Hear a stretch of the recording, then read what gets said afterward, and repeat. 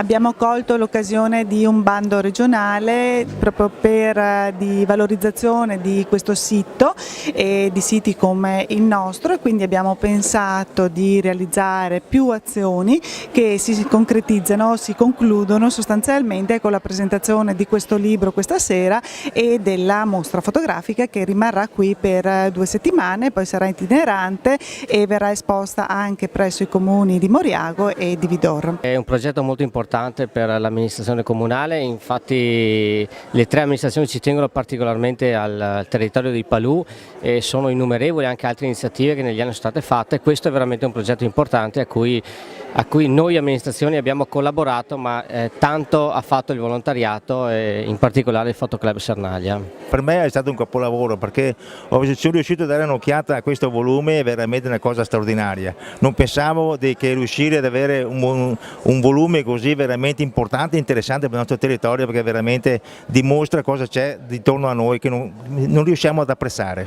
Quindi abbiamo coinvolto, oltre ai 5 parchi regionali, parchi di interesse locale e altre aree naturali protette di particolare pregio, perché riteniamo opportuno che anche per le generazioni future queste aree, che sono un patrimonio di tutta la comunità, vengano visitate, viste, ma con i dovuti criteri. La Regione in questo caso ha investito in tutti i progetti circa 12 milioni di euro e quindi siamo veramente orgogliosi di vedere poi questo tipo di risultato.